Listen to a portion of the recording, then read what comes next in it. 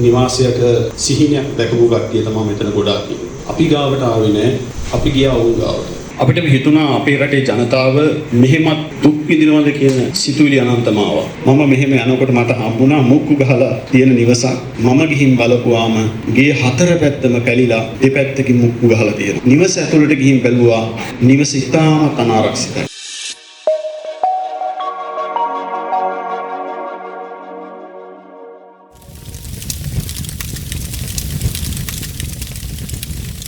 මම හිතනවා නිවාසයක සිහිනයක් දැකපු කට්ටිය තමයි මෙතන ගොඩාක් ඉන්නේ. අපි ගාවට ආවේ නැහැ.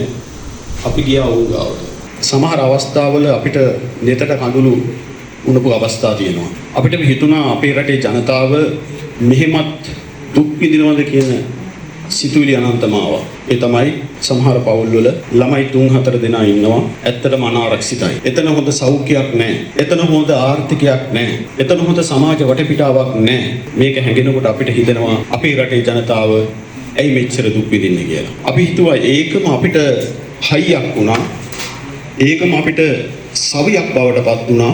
නිවාස වැඩපිළිවෙලට සක්‍රීය විදිහට අපි මැදිහත් වෙලා මේ ජනතාව අතර මේව පත් කිරීම වෙනුවෙන් අපිට බොහොම වමනාවෙන් බොහොම කැපකිරීමෙන් අපේ නිලධාරී මණ්ඩලය ඇතුළු මහත්මීන් ඉතාමත් සංවේගීව අදාළ තුලාන් වලට ගිහින් හොයා දෙන්න පටන් ගත්තා. දැන් මම මේ ළඟදිත් අපේ නිවාස සංවර්ධන අධිකාරිය විශ්ට කතා කරලා කිව්වා මම මෙහෙම යනකොට මට හම්බුණා මුක්කු ගහලා තියෙන නිවසක්. හැබැයි ස්ථීර විදියට හදලා තියෙනවා. හැබැයි මම ගිහින් බලපුවාම ගේ හතර පැත්තම කැලිලා දෙපැත්තකින් මුක්කු ගහලා තියෙනවා. මම ඊට පස්සේ පොඩ්ඩක් හොරර වෙලා ගිහින් නිවස ඇතුළට ගිහින් බැලුවා නිවස ඉතාමත් අනාරක්ෂිතයි. ඊට පස්සේ මම කල්පනා කළා අපේ නිවාස සංවර්ධන අධිකාරිය මිස්ට එහෙමම කෝල්ලයක් කරන් කිව්වා අපිට නැද්ද දැන් තවම අවස්ථාවක් කියලා. හැබැයි මට ඊට පස්සේ නිවාස අපේ මිස් කිව්වා අපි ඇමතිතුමාගෙන් ඒකට අදාළව මැදිහත් වීමක් කරගන්න පුළුවන්ද කියලා බලමු කියන යෝජනාවක් ආවා. ඒ නිසා මම හිතනවා අපේ සමාජයේ තවත් තියෙනවා අපිට ඇට ඇරුණු සමහර තව තියෙනවා අපිට මෙවැනි සමාජයක් විසින් රැක බලාගත යුතු කණ්ඩායමක් ඉන්නවා. ඒ නිසා අපිට උන් අත්හරින්න බෑ මේ සමාජය තුල. උන් අතර අපි කොයිතරම් බෞද්ධික දියුණුවක් ලැබුවත් මේ සමාජය අපි එක වැඩක් නෑ එක නිෂ්ඵලයි. අපි හිතනවා අපේ සමාජයේ කවුරුවත් එහෙම අතහැරෙන්න හොඳ නෑ. උන් හොඳ බලාපොරොත්තු වෙන හොඳ ආර්ථික සමාජීය ජීවිතය අත්පත් කර ගැනීම වෙනුවෙන් මම හිතනවා ඔබ අපිට හැමෝටම ලොකු වගකීමක් තියෙනවා. ඒ වගකීම වෙනුවෙන් තමයි ඇත්තටම අපි මැදිහත් වෙන්නේ. මම හිතනවා සමාජයේ පරිවර්තනයක්, දේශපාලන පරිවර්තනයක් උනේ ඔන්න ඔය කාරණාව. ඔන්න ඔය පොදු කාරණාව ඉටු කිරීම වෙනුවෙන්. අපි දන්නවා අපේ රටේ දේශපාලනය කොතනද තිබ්බේ? අපේ රටේ දේශපාලනය අපේ රටේ ජනතාව පාවිච්චි කරගත්තේ තමන්ගේ පටු අරමුණු වෙනුවෙන්. ඡන්ද ලබාගෙන පටු දේශපාලන අරමුණු මුදුන්පත් කර ගැනීමෙන් තමයි අපේ රටේ දේශපාලනය පරිවර්තනය වෙලා ඉස්සලා තිබ්බේ. හැබැයි ඒක අපි වෙනත් තැනකට වෙනත් තලයකට පරිවර්තනය කරන්න අපිට සමත් වුණා. ඒ සමත් උනේ වෙන කවුරුවත් නෙවෙයි අපේ රටේ ජනතාව. ඒ නිසා අපි හිතනවා ඒ පරිවර්තනයේ ප්‍රතිලාභ තමයි මේ අද ජනතාව අතරපත් වෙන්නේ. ඒ ප්‍රතිලාභ ජනතාව අතරපත් වෙනවා.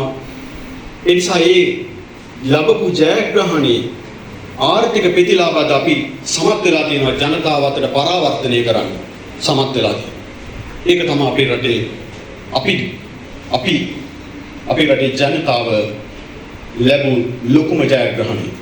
ඒ නිසා මම හිතනවා මෙතන ඉන්න අපේ බලපෑදේශීය අපතරින් අම්මලා තාත්තලා මේ නිවාසය සාදා ගැනීම වෙනුවෙන් ඔබ කැපකිරීමක් කරන්න. එයාමතුමා කිව්වා වගේ මේ මුදල් අපි දන්නවා සමාජයේ අපිට අගහිත බඳු සමාජයක තමයි අපි ඉන්නේ ඔබටත් ඇති.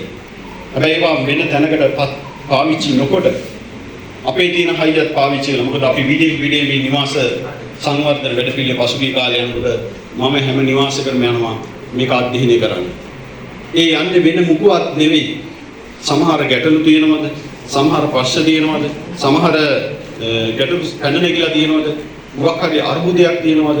ඒකට අපේ පැත්තෙන් මොකද්ද දෙන්න පුළුවන් සපෝට් එක. ඒකට අපේ පැත්තෙන් මොකද්ද දෙන්න පුළුවන් මැදිහත් වීම. අන්න එතනදී අපිට පුළුවන් යම් අවස්ථාවක ඒක වේගවත් කිරීම වෙනුවෙන් අපිට මැදිහත් වීමක් කරගන්න. ඒ වෙනුවෙන් අපි නිරීක්ෂණයක යනවා. අපි ගැන සොයා බැලීමක් පසුබිමක් තියෙනවා අපි තුල.